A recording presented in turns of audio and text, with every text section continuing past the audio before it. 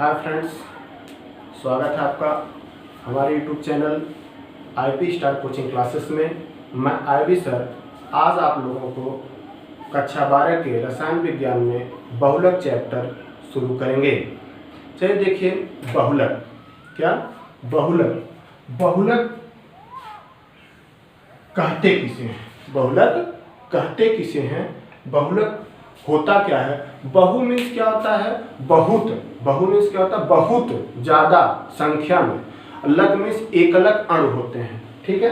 अब देखिए क्या होता है बहुलक, वह प्रक्रिया, कौन सी प्रक्रिया, वह प्रक्रिया जिसमें बड़ी संख्या में, मतलब बड़ी संख्या में, ज्यादा संख्या में क्या होते हैं, सरल अणु, बड़ी संख्या में सरल अणु एक दूसरे से जुड़कर, बड़ी संख्या में सरल अणु एक दूसरे से जुड़कर उच्च अणुभार का, इसका उच्च अणुभार का एक बड़ा अणु बनाते हैं। उच्च अणुभार का एक बड़ा अणु बनाते हैं, उसे क्या कहते हैं, बहुलक कहते हैं। उसे क्या कहते हैं, बहुलक कहते हैं। तथा वह प्रक्रिया बहुलकन कहलाती है। वह प्रक्रिया क्या कहलाती है, बहुलकन कहलाती है। या उसी को बहुलीकरण कहते हैं। क्या कहते हैं, या उसी को बहुलीकरण कहते हैं, बहुलीकरण कहते हैं। अब देखिए एक बात सुनिए कि बहुलक क्या होता है। बहु मीन्स होता है ज्यादा संख्या में, बहुत, जिसे कहते हैं ना बहुत, बहुत संख्या में। और लक मीन्स जो होते एक अलग अणु होते हैं, अपनी संख्या में अलग अलग अणु। तो वह प्रक्रिया जिसमें क्या होते, बड़ी संख्या में सरल अणु एक दूसरे से जुड़कर उच्च अणुभार का एक बड़ा अणु बनाते हैं, उसे क्या कहते हैं, बहुलक कहते हैं। तथा इस प्रकार की प्रक्रिया बहुलकन या बहुलीकरण कहलाती है। और आगे देखिए क्या आपको मिलेगा कि जिन सरल अणुओं के संयोजन से, वो जो छोटे छोटे अणु होते हैं, जो छोटे छोटे अणु होते हैं, उनके संयोजन, संयोजन मीन्स जुड़ना, संयोजन मीन्स जुड़ना, संयोजन से, जुड़ने से क्या होता है कि बहुलक बनता है। क्या बनता है, बहुलक बनता है। उसे क्या कहते हैं, एकलक कहते हैं, जिसको कहते हैं मोनोमर। उसे क्या कहते हैं, एकलक, जो अभी भी हमने नाम लिया था, बहुलक, लक मीन्स एकलक अणु, ठीक है। वही आपका क्या होता है, एकलक कहते हैं, एक एक अपनी संख्या में अलग अलग। अब इसके बाद क्या होता है, उसे कहते हैं एकलक अणु। बताया जा रहा है आपको, जिन सरल अणुओं, जिन सरल अणुओं के संयोजन से, जिन सरल अणुओं के संयोजन से बहुलक बनता है, उसे क्या कहते हैं, उसे एकलक अणु कहते हैं। अब आपको मिलेगा इसमें पढ़ने के लिए समबहुलक और सहबहुलक। देखिए समबहुलक क्या होता है। समबहुलक में समान प्रकार के, दिखा गया है, यहाँ लिखा गया है, समान प्रकार के क्या होते हैं, एकलक अणुओं, समान प्रकार के एकलक अणुओं के संयोजन से, समान प्रकार के एकलक अणुओं के संयोजन से बने बहुलक को, समान प्रकार के एकलक अणुओं के संयोजन से बने अणुओं को, अब इसमें क्या कहता है, बने बहुलक को क्या कहते हैं, समबहुलक कहते हैं। मतलब समान प्रकार के एकलक अणुओं के संयोजन से बने बहुलक को क्या कहते हैं, समबहुलक कहते हैं। क्या कहते हैं, समबहुलक कहते हैं। आई बात समझ में। अब देखिए आपको मिलेगा सहबहुलक। क्या मिलेगा, सहबहुलक। देखिए आपको बताया गया था समबहुलक, क्या बताया गया था, समबहुलक। अब आपको मिलेगा सहबहुलक। क्या मिलेगा, सहबहुलक।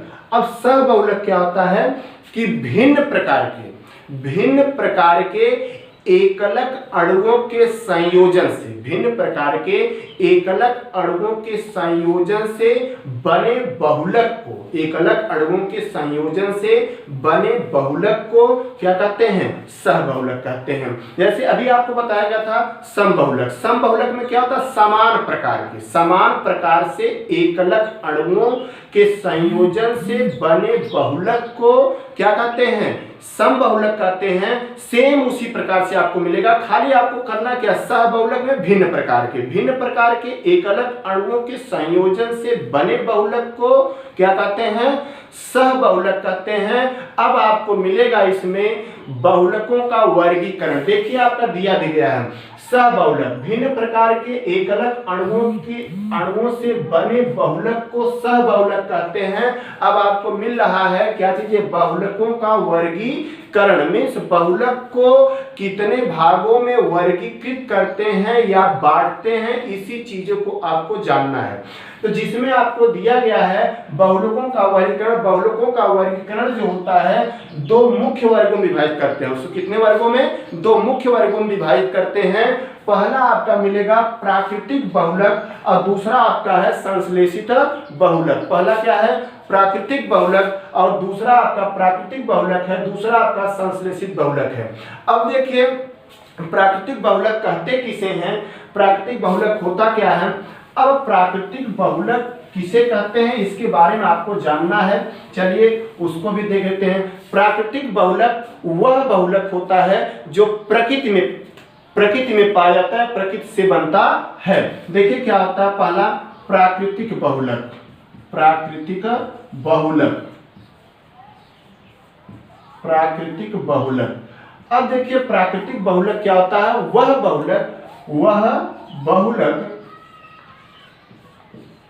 वह बहुलक जो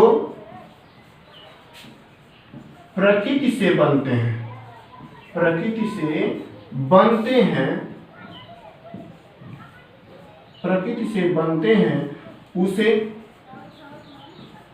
उसे प्राकृतिक बहुलक कहते हैं। क्या कहते हैं?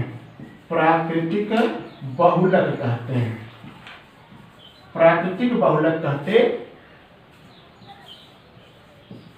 प्राकृतिक बहुलक कहते हैं। आई बात समझ में? आपको क्या बताया गया, ये चीजें वह बहुलक जो प्रकृति से बनते हैं उसे क्या कहते हैं? प्राकृतिक बहुलक कहते हैं। जैसे देखिए क्या होता है कि जैसे आपको मिलेगा पॉलीसैकेराइड्स। क्या मिलेगा? पॉलीसैकेराइड्स।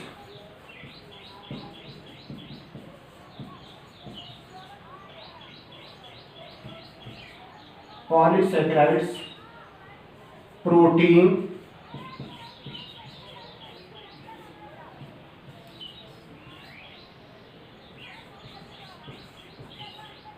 न्यूक्लिक अम्ल, प्राकृतिक रबर,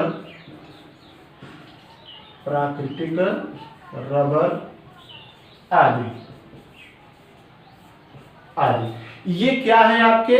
ये आपके प्राकृतिक बहुलक हैं। वह बहुलक जो प्रकृति से बनते हैं उसे प्राकृतिक बहुलक कहते हैं। और जैसे पॉलीसैकेराइड्स, इसमें आपको मिलेगा कार्बोहाइड्रेट्स, वसा, और इसके बाद प्रोटीन्स, न्यूक्लिक अम्ल और प्राकृतिक रबर आदि, ये सब प्राकृतिक बहुलक हैं।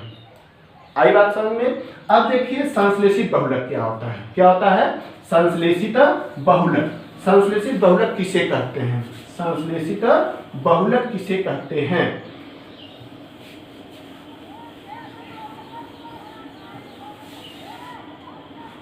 दूसरा आपका है संश्लेषित बहुलक।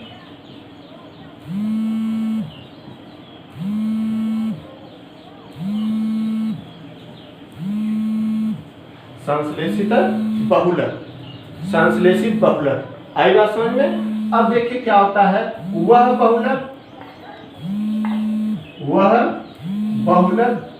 जो मानव द्वारा, किसके द्वारा?